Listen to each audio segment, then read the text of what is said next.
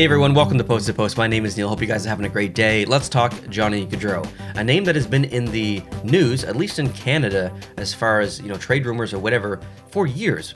Probably 3 years, maybe even longer than that. I remember making a rumor video, I would say at least 3 years ago, maybe 4, about Johnny Gaudreau and some other players. But Johnny Gaudreau was in that video, and it's been such a long process of just every year rumors. What's he gonna do? Does he want traded? Are they going to trade him? Is he going to wait until his contract ends? Is he going to sign somewhere else? Well, now we know, obviously, but it's just so confusing. I am just so confused, and I think a lot of people are as well. No one saw Columbus as like one of the top candidates, and it's happened. And I just you have to sit back and be like, did that actually just happen? Like, why? So, I don't know. That's the thing. Like, I'm not here to answer the question as to why, because I don't know.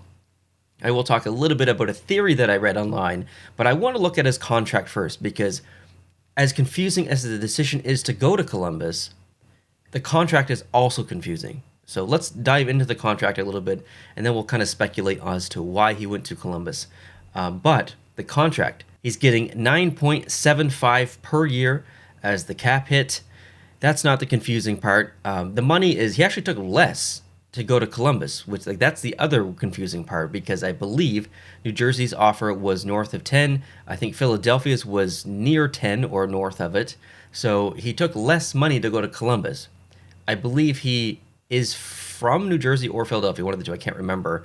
And why wouldn't you want to play for your hometown team for more money? Why would you take less money to go somewhere else? That's the confusing part. But 9.75, I think that is a reasonable value for him, for sure. If you look at other players, Robert Thomas just got just shy of, or just over 8, sorry. So for an extra $1.7 million to get in Johnny Gaudreau, I think that's a pretty reasonable number considering what he can give you offensively. Not the greatest player in the world, but definitely I think a value of 9.75 is pretty reasonable for him. He's 28 though, so he's on the bottom half of his career, basically starting now. So the timing isn't great for this money. But I think for the next couple of years, if Columbus can get it going, it could look like a pretty good contract. But the confusing part, I got it off to my left here on the screen. That's why I'm looking this way, and I'm looking at signing bonus, and I see 0, 0, 0, 0, 0, 0 for the next whatever years until 27, 28. No signing bonus. I thought that was really strange. But then you go to performance bonus. That's also 0 across the board. There's no performance bonus in any of the year. Okay, typically a player like that, they can probably negotiate some performance bonuses. Clauses, so we're talking no movement clause, no trade clauses. Let's go to that section. There's nothing. Why? You're going to take less money to go to Columbus, and you're not even going to negotiate a no movement clause? You can get traded whenever you like.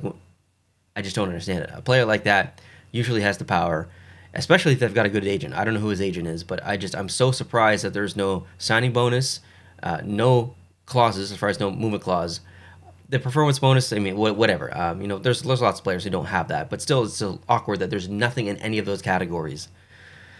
So I want to look at the other players on Columbus who have no movement clauses, no trade clauses, whatever. So Oliver Bjorkstrand has a no movement clause. Sean Corrali has a no movement clause. I believe that contract was signed elsewhere, maybe, and he was traded. I don't remember. Who else has a no movement clause? Rorensky, no movement clause.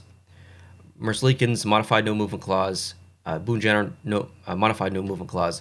So if those players, no offense to any of those players, but if those players can get no movement clauses or modified no movement clauses, Johnny Gaudreau, you telling me that Johnny Gaudreau couldn't? Is that something that his agent just literally didn't negotiate? I just find this whole contract very strange from that perspective. I find his decision to go to Columbus very strange, not because it's Columbus. Columbus is a cool city, apparently, from what I've heard. I've never been there. Some of the players there are great personalities from what I've heard, but they're not a team that's going to win the Stanley Cup next year, probably. They're probably not a team that's going to win the Stanley Cup next year, like the following year, after next season. So he's not going to a typical contender. So that decision there is a little bit strange. But Columbus has a lot of potential, but not as much potential as other cities potentially. And I'm not talking about New Jersey or Philadelphia, because they're probably a worse situation than Columbus as far as who's going to win soon.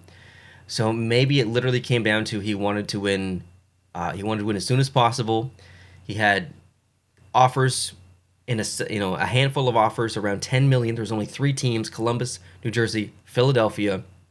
All the other offers from other teams were maybe in the 7s or low 8s or something. So he's like, okay, I got 3 choices. I want to win soon.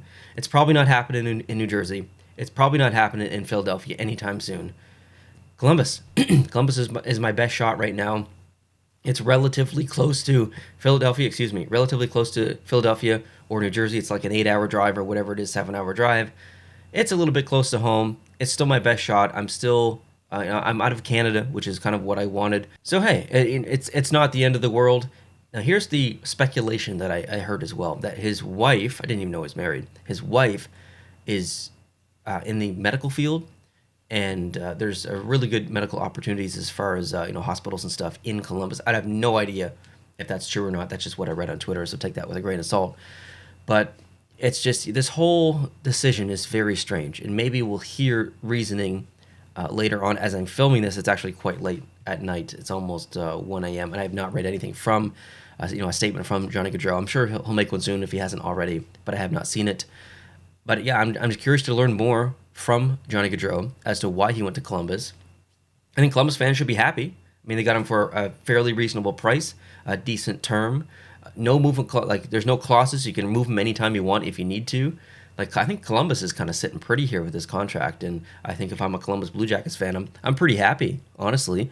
So, yeah, just strange, but I'd like to hear from you, right? Like, I'm just one dude. I want to hear from lots of other dudes and the ladies down below in the comment section. Are you happy? If you're a Columbus fan, are you happy with this acquisition of Johnny Gaudreau? Are you happy with the contract? What do you think? Like, is your Columbus Bluejackets elevated to a new team now? Can they actually do some damage in the playoffs and go deep just from one player? Would love to know your thoughts. And generally, regardless of who you cheer for, did you also find this a strange, a strange signing? I don't know. I just find it so strange. So I'd love to hear from you. Hope you guys are having a great day. I'll talk to you later tonight for a ranking video. So if you're not subscribed to the channel, would love to see you subscribe. It's going to be a fun one, I think, later tonight. So have a great day, and I'll talk to you later. Adios.